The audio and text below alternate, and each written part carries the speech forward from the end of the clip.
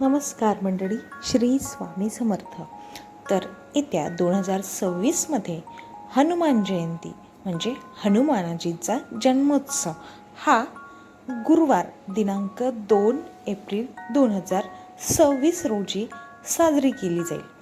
तर ह्या दिवशी चैत्र पौर्णिमा तिथी आहे, जी तिथी सकाळी 7:41 राहील. हनुमानजींना संकटमोचन मानले जाते. त्यामुळे ह्या दिवशी म्हणजेच हनुमानजींच्या जन्मोत्सवाच्या दिवशी केलेले उपाय हे अत्यंत प्रभावी आणि फलदायी ठरतात अशी मान्यता आहे. हनुमान जयंती 2026 निमित्त करावयाचे संपूर्ण उपाय आणि तोडग्याच्या व्हिडिओमध्ये आपण पाहणार आहोत. तेव्हा व्हिडिओ स्किप न करता शेवटपर्यंत नक्की पहा. ते तोडगे आणि उपाय कोणते ते पुढील प्रमाणे. तर तोडगा म्हणा किंवा मग तुम्ही याला उपाय म्हणा. उपाय नंबर 1, हनुमान जयंतीची पूजा विधी. येत्या 2 एप्रिल 2026 मधील हनुमान जयंतीची पूजा विधी आहे. त्यामधील नंबर 1 आहे सकाळची वेळ. तर सकाळी लवकर उठून स्नान करावे, नित्यकर्म आटपून स्नान करावे, स्वच्छ कपडे परिधान करावे आणि लाल किंवा केशरी रंगाचे कपडे तुमच्याकडे असतील तर ते तुम्ही या 2 रंगाचे वस्त्र तुम्ही परिधान करू शकता. त्यानंतर आहे नंबर 2, पूजेची तयारी. हनुमानजींची मूर्ती किंवा प्रतिमेसमोर दिवा लावावा. तुमच्याकडे दोन्ही नसतील तर तुम्ही देवघरात सुद्धा एक वेगळी जागा म्हणून त्यांच्याजवळ तिथे दिवा लावू शकता. दिवा लावताना चमेलीचे तेल किंवा मोहरीच्या तेलाचा वापर करावा. ह्या दिवशी देवघरसुद्धा पूर्ण स्वच्छ करावे. त्यानंतर आहे अर्पण करा. तर हनुमानजींना सिंदूर आणि चमेलीचे तेल अर्पण करणे सर्वात शुभ मानले जाते.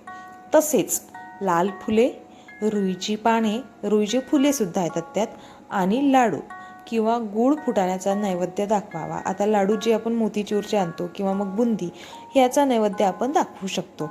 सर्वात सोपी तर आहे गूळ फुटाण्याचा नैवेद्य.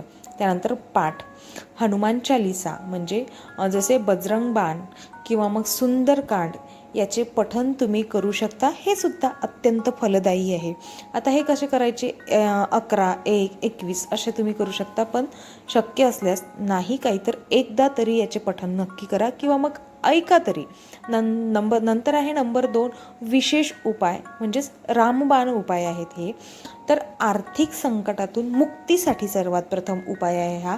हनुमान जयंतीच्या दिवशी एका पिंपळाच्या पानावर चमेलीच्या तेलात सिंदूर मिसळून राम हे नाव लिहा आणि ते हनुमानजींच्या चरणी अर्पण करा. अतिशय खरोखर रामबाण उपाय आहे हा. त्यानंतर आहे कर्जमुक्तीसाठी. त्यासाठी एका मातीच्या दिव्यामध्ये चमेलीचे तेल टाकावे.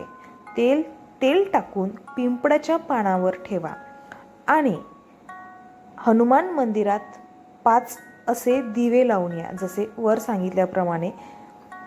त्यानंतर आहे शत्रू आणि संकटापासून संरक्षणासाठी. तर हनुमान जयंतीच्या दिवशी तुमच्या घराच्या छतावर किंवा मग जे काही तुमच्या घराचं मुख्य दरवाजा असेल तिथं मुख्य दाराजवळ लाल रंगाचा त्रिकोणी ध्वज, ज्याला आपण झेंडा म्हणतो, तो झेंडा लावावा. त्यानंतर आहे शनी दोषापासून आराम. अतिशय खरोखर रामबाण उपाय आहेत हे. करून पाहिले तर तुम्हाला नक्की फरक पडेल. ह्या दिवशी म्हणजे हनुमान जयंतीच्या दिवशी हनुमान चालिसाचा 11 वेळा पठण करा आणि हनुमानजींच्या मंदिरात जाऊन सिंदूर अर्पण करा. त्यानंतर आहे तुमची जी काही मनोकामना असेल, जी काही इच्छा असेल त्या इच्छापूर्तीसाठी, मनोकामनापूर्तीसाठी हा उपाय आहे. ओम ह्रीं आंजनेय विघ्नेय पवनपुत्राय धीमहि तन्नः हनुमान प्रचोदयात या मंत्राचा जप करा. तुम्हाला मंत्र समजला नसेल तर पुन्हा व्हिडिओ थांबवून तुम्ही मंत्र वाचून घ्या किंवा ऐकून घ्या. त्यानंतर आहे नंबर 3. आता ह्यामध्ये काय तोडगे करावेत त्याबद्दल आपण जाणून घेऊयात. तर काय तोडगे करावेत यामधील आहे नंबर 1 वर, काळ्या वस्तूंपासून दूर राहा. जेव्हा तुम्ही पूजा करता तर पूजेच्या वेळी काळे किंवा पांढरे कपडे घालणे टाळावे. मग कोणत्या रंगाचे कपडे घालावे, तर आपण व्हिडिओमध्ये वर दिलेले आहे तुम्ही कोणत्या रंगाचे कपडे आज घालू शकता. त्यानंतर नैवेद्य, सुंठवडा, सुंठ आणि साखरेचे मिश्रण, त्याला म्हणतात सुंठवडा, नैवेद्य म्हणून दाखवावा आणि प्रसाद म्हणून सुद्धा तो थोडा थोडा वाटला तरी चालेल. त्यानंतर आहे बजरंगबलीची कृपा. जर तुमच्या कामात अडथळे येत असतील तर ह्या दिवशी म्हणजेच हनुमान जयंतीच्या दिवशी हनुमानजींना चोला, आता चोला म्हणजे सिंदूर आणि तेल एकत्र करून जे आपण अर्पण करतो त्याला चोला म्हणतात, तो चोला हनुमानजींना अर्पण करायचा. त्यानंतर आहे पिंपळाच्या झाडाखाली संध्याकाळी पिंपळाच्या झाडाखाली मोहरीच्या तेलाचा दिवा लावा. ह्या उपायाने सुद्धा खरंच खूप फरक पडतो. हनुमान जयंतीच्या दिवशी करायचे उपाय आणि तोडगे आहेत हे. मनापासून तुम्ही एकाग्र चित्त लावून खरोखर केले तर तुम्हाला ह्या सर्व उपायांचा फरक मात्र नक्कीच जाणवेल. व्हिडिओ शेवटपर्यंत बघितल्याबद्दल धन्यवाद.